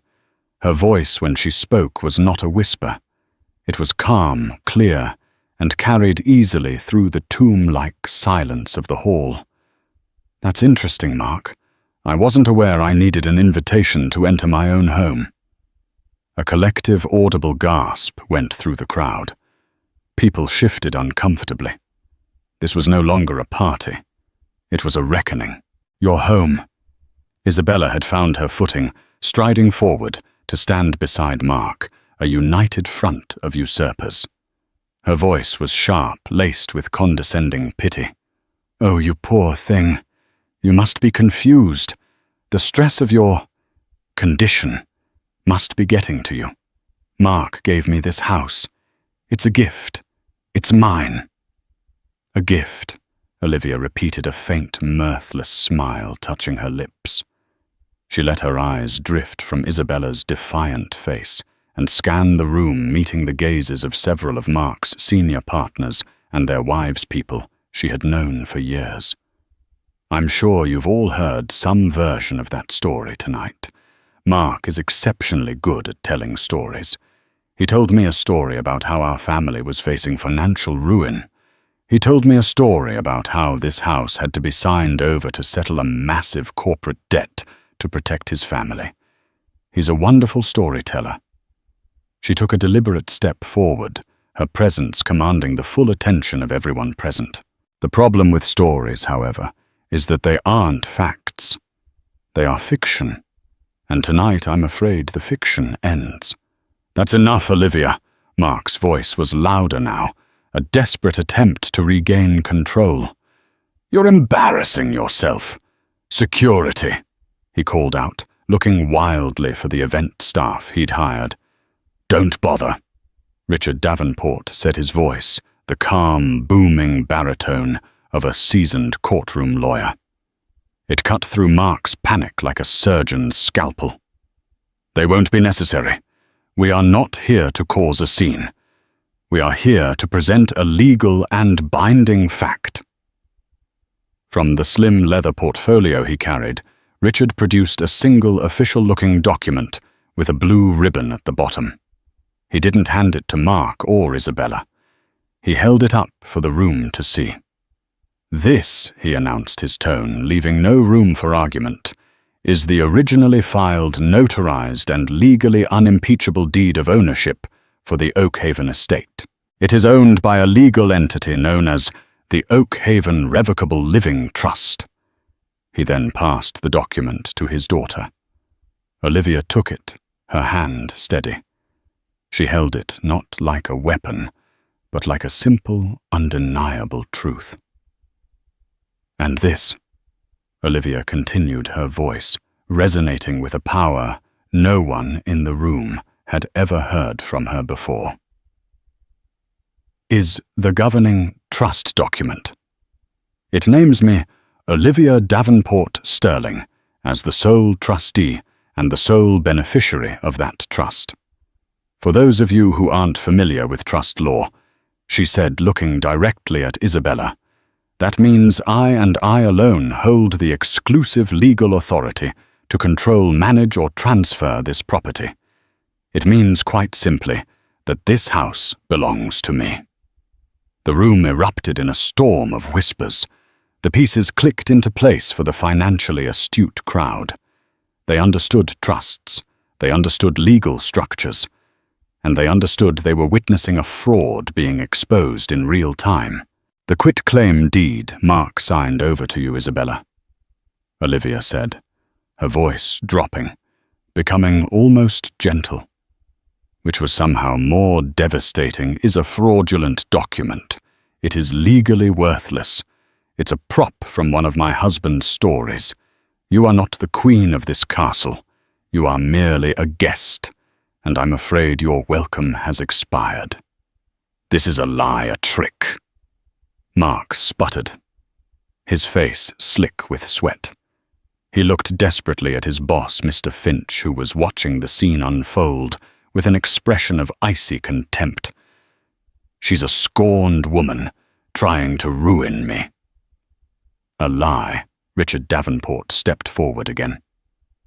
"Mr. Sterling, conveyance fraud is a Class D felony in the state of New York. I took the liberty this afternoon of couriering copies of all these documents, including the fraudulent deed bearing your signature, to the Westchester County District Attorney's office. They found it a most compelling narrative. I believe their investigation will begin tomorrow morning." The mention of the district attorney of a felony was the final fatal blow. Mark Sterling visibly deflated the last of his blustering rage, vanishing, replaced by the stark primal fear of a man who sees a prison cell in his future. Isabella looked as if she'd been struck by lightning, her face a mask of utter horror as she realized she wasn't just losing a mansion, she was implicated in a serious crime. Olivia let the silence hang for a final heavy moment before delivering her verdict. "This party is over," she announced, her gaze sweeping across the stunned guests. "I ask you all to please leave my home now. As for you, Miss Rossi, I am giving you 24 hours to have your personal effects removed from these premises. The locks will be changed at 8:00 a.m. tomorrow. If you attempt to enter this property after that time, you will be arrested for trespassing." Finally, she turned to the man she had loved for a decade. She looked at Mark, at his ruined face and shattered ego, and she felt not hatred, but a profound and weary pity. He was a small man who had made a catastrophic miscalculation. "Mark," she said, and her voice was quiet, now meant only for him. "My lawyer will be in touch with yours. Goodbye." And with that, Olivia Davenport Sterling, holding the deed to her house and the key to her new life, turned her back on the wreckage. She and her father walked calmly out of the grand hall, leaving behind a deafening silence, 2 social lepers, and 100 powerful witnesses to the moment a king and his counterfeit queen were dethroned in the very castle they had stolen. The silence that followed Olivia's departure from Oakhaven was more damning than any shouting match could ever have been. It was a vacuum sucking the air out of the room, leaving behind only the wreckage of Mark and Isabella's grand illusion. The jazz band had trailed off, mid-song. The caterers froze with trays of untouched hors d'oeuvres, and the guests, 100 pairs of eyes wide with scandal, began a quiet, hurried exodus. They scurried away not just from the scene of a social disaster, but from the toxic fallout of Mark Sterling's implosion, eager to distance themselves from a man who had so spectacularly self-destructed. Within 20 minutes, the grand hall was empty, save for the 2 architects of its ruin. Mark stood frozen, his face the color of ash, the triumphant host reduced to a pillar of impotent fury. Isabella had collapsed onto a gaudy velvet and gold sofa she'd had delivered just last week, her glittering dress now looking like a cheap costume amidst the debris of her shattered fantasy. The half-empty champagne flutes, the discarded napkins, the wilting floral arrangements, they were no longer symbols of a grand debut, but artifacts from a sunken ship. "Do something," Isabella shrieked, her voice raw and stripped of its earlier seductive purr. She scrambled up, pointing a trembling, red-nailed finger at him. "You told me this house was mine. You promised me. You said she was a weak, emotional wreck who would just roll over." Mark finally snapped out of his trance, his shock curdling into a venomous rage directed at the most convenient target. "Shut up, Isabella. Just shut up. You and your idiotic social media posts, queen of the castle, did you think she wouldn't see that? You pushed her. You paraded this entire thing in her face, and you forced her hand. I forced her hand." She scoffed, a hysterical laugh bubbling in her throat. "You're the one who lied. You told me it was all handled, that the transfer was ironclad. You're the brilliant investment banker, the master of the universe. Turns out you're just a stupid, arrogant man who couldn't even be bothered to read the fine print on his own $10 million house. Their bond forged not in love, but in a shared, selfish conspiracy dissolved in the harsh light of failure. The insults became more vicious, the accusations more desperate. They were two rats trapped in a sinking core, turning on each other, now that the water was rising. Meanwhile, miles away, in a quiet suite at the Carlisle Hotel that her father had booked, Olivia was methodically taking off her jewelry. She felt a profound and surreal sense of calm. The storm had passed, and she was left standing in its quiet, clear eye. Her father sat in an armchair, sipping a brandy, watching her with a gentle pride. "You were magnificent," Richard said, his voice soft. "You were not vengeful. You were factual. There's a difference. You simply reclaimed what was yours." "I feel empty," Olivia confessed, sinking onto the edge of the bed. "Not sad, not even angry anymore, just empty, as if I've been playing a role for 10 years and I just walked off the stage." "That's because you have," her father replied wisely. "And now you get to write your own script. The stage is all yours." As she sat there, a tiny, insistent flutter in her belly reminded her that she wasn't alone on that stage. Her son was with her. She placed a hand over her bump, and for the first time in months, a genuine, unforced smile touched her lips. The emptiness was already beginning to fill not with the past, but with the promise of a future she would build on her own terms. The consequences of that night cascaded through the following week with the speed and finality of a guillotine. On Monday morning, Mark Sterling walked into the glass-walled offices of Sterling and Finch, determined to perform the greatest act of damage control of his life. He had concocted a story of a vindictive, mentally unstable ex-wife and a complicated legal misunderstanding. He strode towards his corner office, but was intercepted by Mr. Stuhl, Finch's personal assistant, a woman who had always greeted him with a deferential smile, and now looked at him as if he were something she'd scraped off her shoe. "Mr. Finch will see you in the main boardroom. Now." The walk to the boardroom was a gauntlet of averted eyes and sudden hushed whispers. The entire firm already knew. Jonathan Finch, a man in his late 60s, with a reputation carved from granite, was not alone. The firm's general counsel and head of human resources were with him. There was no friendly greeting. "Mark," Finch began, his voice devoid of any warmth. "I have received upwards of 30 calls since 9 o'clock Saturday night. From clients, from board members, from journalists. They all witnessed the same thing, one of my senior executives attempting to defraud his wife and pass off a stolen asset as his own." "Jonathan, it's a gross misunderstanding," Mark stammered, his prepared speech turning to ash in his mouth. "It's a messy divorce. She's—" "Save it," Finch cut in, holding up a hand. "I don't care about your marital troubles. I care about the integrity of this firm. You used your position and status, a status this firm afforded you, to perpetrate a fraud. You entertained our most valuable clients in a home you had acquired under false pretenses. You have made Sterling and Finch a laughingstock. And worse, you have exposed us to reputational risk of a catastrophic nature.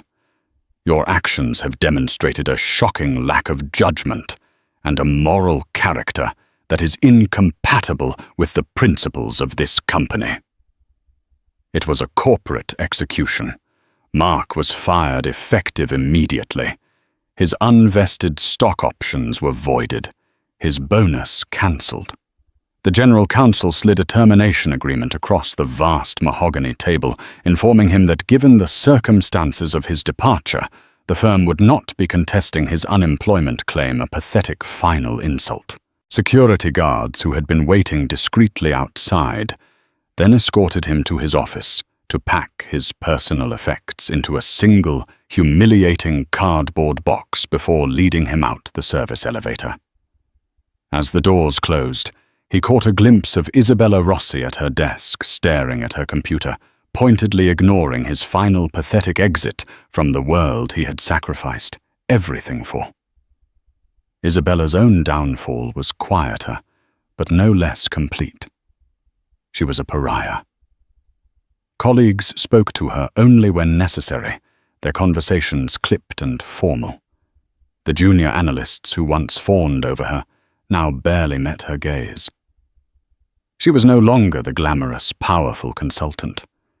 She was the other woman in a scandal of failed gold digger. She tried calling Mark, but his number was disconnected. She emailed him, but the messages bounced back. Within a week, she submitted her resignation, unable to endure the silent, suffocating judgment. Her grand New York adventure was over. She packed her designer clothes and the now worthless Cartier bracelet into suitcases and booked a one-way flight back home, her ambition and reputation in tatters. The divorce proceedings were Mark's final desperate battle. Humiliated and furious, he hired a notoriously aggressive lawyer and tried to fight back. He countersued ridiculously, claiming emotional distress and demanding half of all marital assets, including a 50% stake in the Oakhaven Trust. He attempted to paint Olivia as a cold, calculating woman, manipulated by her wealthy father to ruin him. It was a pathetic spectacle. In the deposition, Olivia sat with a quiet, unshakable composure. She answered every question truthfully and simply, her pregnancy a silent testament to the future Mark had tried to destroy. When Mark's lawyer tried to corner her, insinuating she had planned the public humiliation, her father's attorney calmly intervened. "Are you suggesting," he said, in a voice as smooth as polished stone, "that my client should have quietly accepted your client's infidelity, his gaslighting, his theft of a multi-million-dollar asset, and the fraudulent conveyance of said asset to his mistress? Because if so, we can certainly have your client testify to that under oath." The judge, a sharp, no-nonsense woman in her 50s, reviewed the evidence, the fraudulent quitclaim deed, the financial statements detailing Mark's lavish spending on Isabella, the iron-clad trust document her father had so wisely established. The ruling was devastating for Mark. The Oakhaven Trust was declared Olivia's sole and separate property, untouchable. His claims were dismissed as frivolous and vindictive. Due to his egregious marital misconduct and attempts at financial fraud, the judge awarded Olivia the majority of their liquid assets. Mark Sterling, the man who had dreamed of being a king, walked away with little more than a mountain of personal debt and a tarnished name that would follow him for the rest of his life. With the legal battles behind her, Olivia's final task was to let go of Oakhaven. The mansion was a chapter she needed to close. Before the real estate agent staged it, she went back one last time. The house was empty now, scrubbed clean of Isabella's garish decor and Mark's lingering betrayal. Sunlight streamed through the large paned windows, illuminating dust motes dancing in the air. She walked through the cavernous rooms, her footsteps echoing on the hardwood floors. She stood in the space she had designed as a nursery, picturing the mural of whimsical animals she had wanted to paint. There was a pang of sadness not for Mark, but for the dream itself, for the innocent belief she'd once had in their shared future. But it was a gentle sadness, like a faded photograph, not a sharp, open wound. This house was a beautiful shell, but its spirit had been corrupted. It wasn't her home anymore. As she was leaving, she met the couple who were finalizing the purchase. They were a warm, vibrant family, with 2 young children who were already chasing each other across the vast lawn. The wife, a woman about Olivia's age, beamed at her. "It's just breathtaking," she said, her eyes shining with hope. "We can't wait to fill it with noise and chaos and life." Olivia smiled, a genuine, heartfelt smile. "It was made for that," she said. And in that moment, she knew she had made the right choice. She wasn't abandoning a dream. She was passing it on to someone who could live it. She found her own dream in a sun-drenched 4-story brownstone in Brooklyn's Park Slope. It had a small private garden, high ceilings, and original plaster moldings. It wasn't a palace, but it had character and warmth. It was a home. She poured her heart and her own architectural talent into renovating it, not as a showpiece, but as a sanctuary. She designed the nursery herself, painting a soft, beautiful mural of a forest under a starry sky on the main wall. She reconnected with old colleagues, took on small freelance design projects, and slowly, piece by piece, began to rebuild her professional identity, this time on her own terms. 3 months later, Olivia gave birth to a beautiful, healthy boy with a tuft of dark hair and his mother's calm, observant eyes. She named him Ethan Richard Davenport. As she held him in the quiet of her sunlit living room, the noise of the city a distant hum, she felt a sense of peace that was deeper and more profound than any happiness she had known with Mark. This was her life, a life built not on a gilded illusion, but on a foundation of her own strength. She had faced the ultimate betrayal and had not only survived, but thrived. She had lost a husband who saw her as an accessory, but she had found herself a formidable woman, a loving mother, and the sole undisputed architect of her own magnificent life. Looking down at her sleeping son, she knew that the greatest legacy she would ever build wouldn't be made of brick and mortar, but of the resilience, courage, and unconditional love that now filled every corner of their home. Olivia's story is a powerful reminder that the ultimate power doesn't lie in wealth or status, but in truth, resilience, and the quiet strength it takes to reclaim your own narrative. She was pushed to the absolute brink, betrayed by the person she trusted most, but she refused to be a victim. She used her intelligence, her resources, and her courage, not for revenge, but for justice, securing a safe and prosperous future for her and her child. This story isn't just about a cheating husband and a stolen mansion. It's about the incredible power that can be unlocked when a person decides they will no longer allow someone else to write their story for them. What did you think of Olivia's incredible comeback? Was her move at the party the perfect way to expose them all? Let us know your thoughts in the comments below. And if you were moved by this story of strength and survival, please give this video a like, share it with someone who needs to hear a story of empowerment, and don't forget to subscribe to our channel for more real-life dramas and incredible stories. Click that notification bell so you never miss an update.